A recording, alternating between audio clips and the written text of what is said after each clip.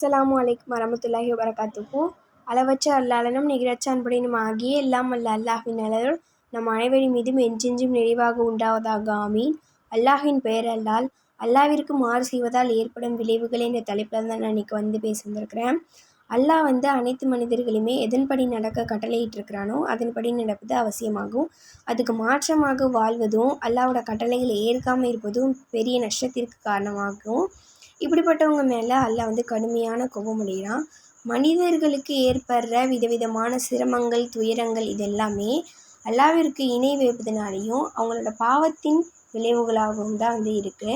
நபி ஸல்லல்லாஹு அலைஹி வஸல்லம் அவங்க சொல்கிறாங்க, மனிதனுக்கு ஏற்படுற லேசான இல்லை கடினமான துன்பங்கள் இது எல்லாமே அவனோட பாவத்தின் விளைவுகள் தான்.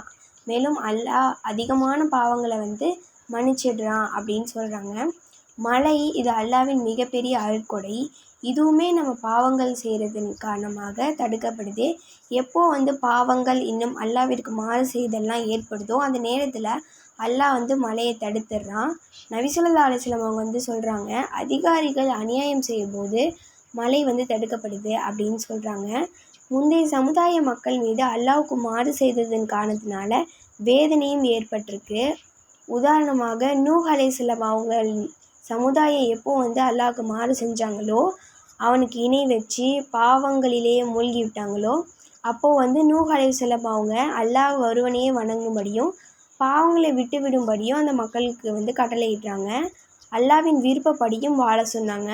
ஆனால் சில மக்களை தவிர வேறு யாருமே அவங்களோட பேச்சை ஏற்றுக்கொள்ளவே இல்லை. அல்லாஹ்விற்கு மாறு செய்வதில் அவங்க எல்லை கடந்து போன போது அல்லாஹ் அந்த சமுதாயத்தின் மீது அவனோட தண்டனையை இறக்குனான். ஒரு வெள்ள பிரளயத்தில் அனைத்து நிராகரிப்போரையும் அழிச்சிட்டான் அல்லாஹ். இதே போலவே லூத் அலைஹிஸ்ஸலாம் அவங்களோட சமுதாய மக்களும் அல்லாஹ்விற்கு மாறு செஞ்சாங்க. தீய செயல்கள் மற்றும் பாவங்களிலேயே மூழ்கி விட்டாங்க. அப்போது லூத் அலைஹிஸ்ஸலாம் அவங்க சமுதாய மக்கள்கிட்ட அல்லாஹ்விற்கு மாறு செய்வதிலேருந்தும் பாவங்கள் செய்வதிலேருந்தும் தவிர்த்திருக்குமாறு சொன்னாங்க. ஆனால் அந்த மக்கள் அதை ஏற்றுக்கொள்ளாமல் மாறு செய்வதிலையும் பாவம் செய்வதிலையும் எல்லை கடந்து போனாங்க. அல்லாஹ் ஜிப்ரீல் அலைஹிஸ்ஸலாம் அவங்கள அனுப்புனா அவங்க அந்த ஊரையை வானம் வரைக்கும் தூக்கிட்டு போயிட்டு வானத்திலேருந்து திருப்பி பூமியிலேயே வீசி எறிஞ்சாங்க. மேலும் அது மேலே கல் மலையும் பொழிய செஞ்சாங்க.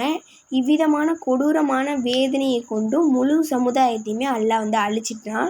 இன்றைய காலத்தில் பூமியை தோண்டும் பொழுதுலாம் பாழடைந்த பழமையான கட்டடங்கள், கண்டுபிடிப்புகள் இது எல்லாமே இருக்கும். அது எல்லாமே அல்லாஹ்வின் தண்டனையால் பூமியில் புதைந்து விட்டவைகள் தான். நாம் அனைவருமே இந்த நிகழ்ச்சிகளை கொண்டு படிப்பினை பெற வேண்டும். ஒவ்வொரு நேரமும் நாமும் அல்லாஹ்வின் தண்டனையில் பிடிபட்டுருவோமோ அப்படின்னு பயந்து கொண்டே இருக்கணும். நபி ஸல்லல்லாஹு அலைஹி வஸல்லம் அவங்க சொல்கிறாங்க, எப்போ அல்லாஹ்விற்கு மாறு செய்வது பரவலாகிவிடுமோ அப்போது அல்லாஹ்வின் வேதனை வந்துவிடும் அப்படின்னு சொல்கிறாங்க.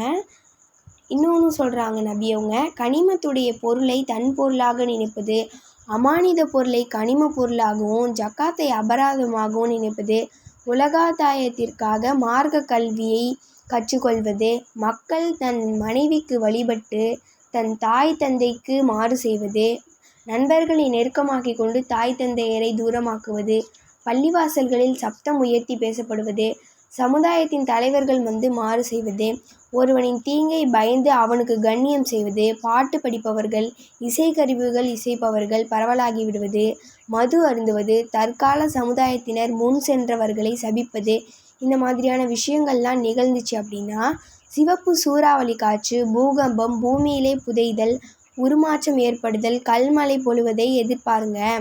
இவை தவிர மற்ற அடையாளங்களையுமே எதிர்பாருங்க. அவை தொடர்ச்சியாக இவ்விதமாகவே வரும். அதாவது ஒருவரின் மணிமாலையின் நூல் அறுந்து விழுவது போல அதன் மணிகள் தொடர்ந்து விழுவதை போன்று வரும் அப்படின்னு நபி அவங்க சொல்கிறாங்க. அவ்வளோதான். இன்ஷா அல்லாஹ் இன்னொரு அருமையான கருத்தோடு உங்களை சந்திக்கிறேன். மறக்காமல் நம்ம சேனல் தினம் ஒரு ஹதீஸை சப்ஸ்கிரைப் பண்ணி வச்சுக்கோங்க. அப்போ தான் நம்ம போடுற புதிய புதிய வீடியோக்கள்லாம் உங்களை தேடி வந்துக்கிட்டே இருக்கும். அஸ்ஸலாமு அலைக்கும் வரமத்துல்லாஹி வபரகாத்துஹு.